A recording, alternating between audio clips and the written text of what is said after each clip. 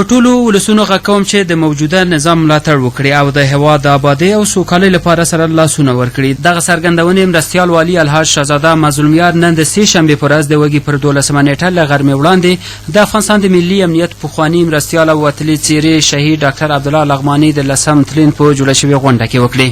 په دې راټولېدنه کې د لغمان مرستیال والي الحاج شهزاده مظلومیار سربیره، د کونړ ولایت مرستیال ګل محمد بیدار، د کونړ مستوفي طاهر صافي، د لغمان ولایت مقام د دفتر رئیس فرید احمد مرزک، د اطلاعات او فرهنګ رئیس فیضان الله پټان، د 15 ګونو ولسوالیو لسګونو تنو قومي مشرانو، دینی عالمانو، ځوانانو، مدني فعالانو او د شهید ډاکټر عبدالله لغماني د کورنۍ یو شمېر غړو سربیره د شهید شیرزاد صافي او مولوي روح الله فیاض د کورنۍ غړو او خواخوږو هم ګډون کړی و. د لغمان ولایت مرستیال والي الحاج شهزاده مظلومیار شهید ډاکټر عبدالله لغمانی د هیواد او سیمې په کچه زړور، په وطن مین او تکړه شخص یاد کړ.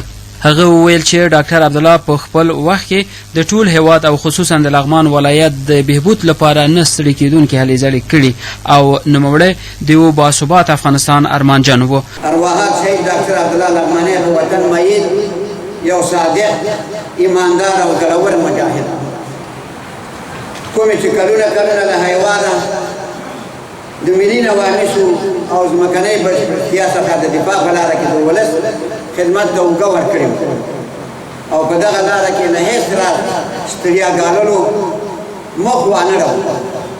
نوموړی یو خدمتګار انسان او په دې هیواد کې د همیشنۍ سولې او ثبات ارمانجن او تل به هڅه کوله څو د خپلو ولسونو په منځ کې خپل ځان په خپله وکړي او د دوی غوښتنو ته رسیدګي وکړي په وخت. خو د دې هیواد دښمنان چې نه خو ورته دیني مقدسات او نه خو ورته زموږ کلتوري ارزښتونه کومه معنا لري، په دې هڅه کې وو چې زموږ په منځ کې د نفاق اور ته لمن ووهي. زموږ مشران، دیني عالمان، ځوانان او دغه راز سیاسي، جهادي او فکري شخصیتونه په یو او بل شکل ترور او له منځه یوسي چې د شهید ډاکټر صاحب او دې ته ورته د نورو مشرانو او دیني عالمانو په شهادت رسولې ښکاره بېلګې. ساتن تعالی دې هغه او د هیواد ټول شهیدان غر کې رحمت کړي. ښاغلی مظلومیار وایي د افغانانو دښمنانو تل هڅه کړې چې له موږ څخه د کار سړي واخلي، خو ولې دا ولس هیڅ کله تسلیم کېدونکی نه دی، بلکې د خپلو اتلانو لارې به تعقیبوي.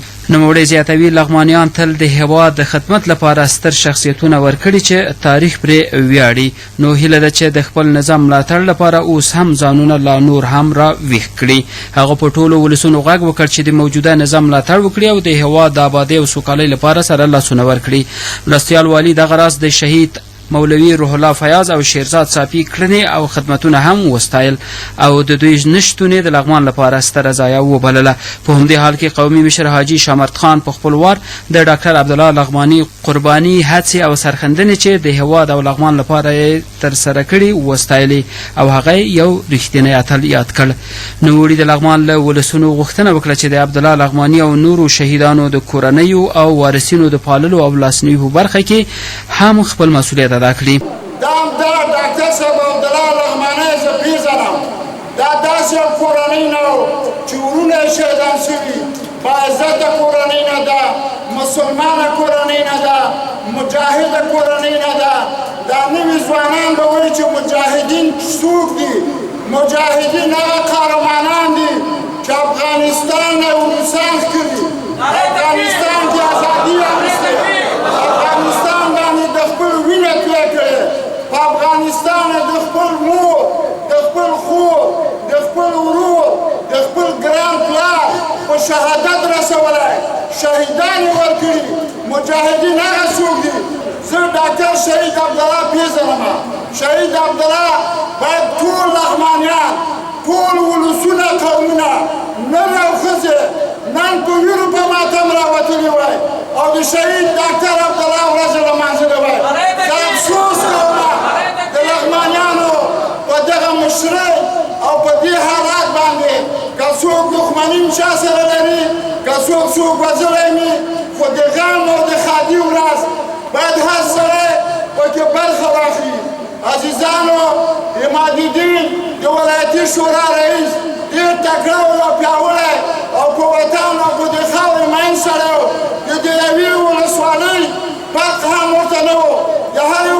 والي د سپین ږیري او د مشرانو خدمت یې کړی. همداسې مولوي صاحب صفي الله ډېر یو مشهور یو دیني عالم و او زموږ لارښود و، موږ ته اسلامي لاره راښودله. همداسې شیرزاد چې یو تکړه مجاهد و، پلار یې شهید شوی، په دې ملک کې ځان وینه تویه کړې. همداسې زموږ واسي ورور، همداسې زموږ ټول شهیدان.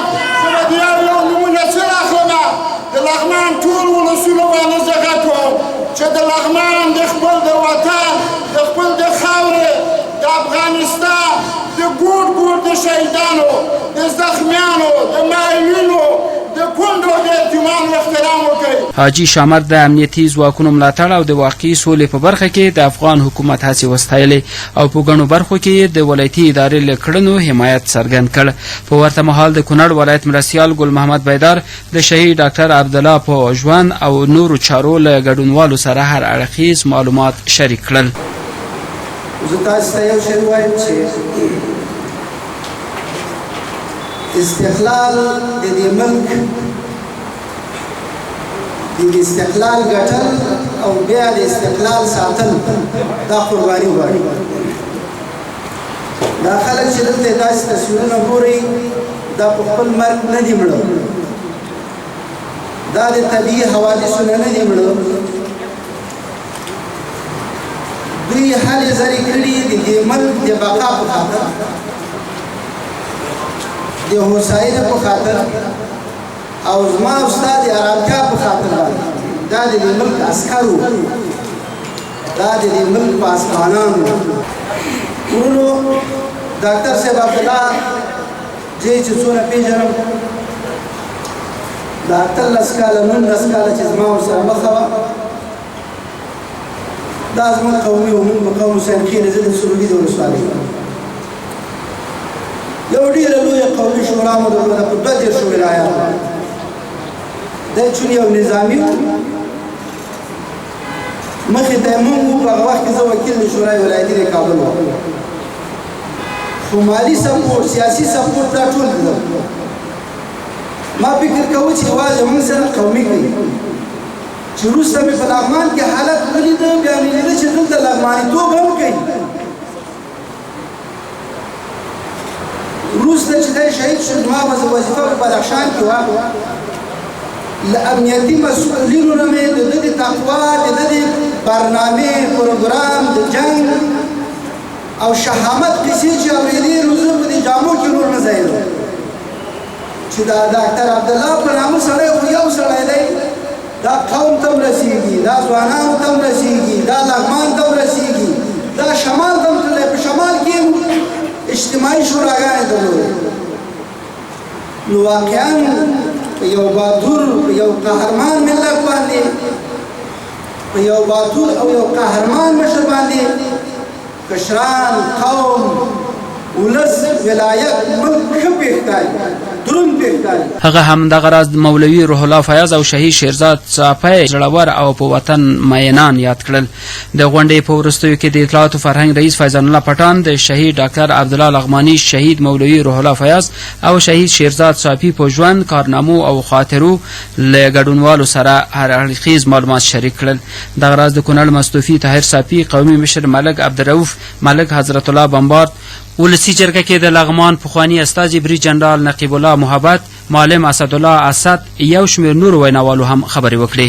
د یادونې ده چې شهید ډاکټر عبدالله لغمانی له نن څخه پوره 10 کاله وړاندې د مهترلام ښار د مرکزي جامع مسجد مخې ته د یوې چاودنې له امله خپل ژوند له لاسه ورکړی و.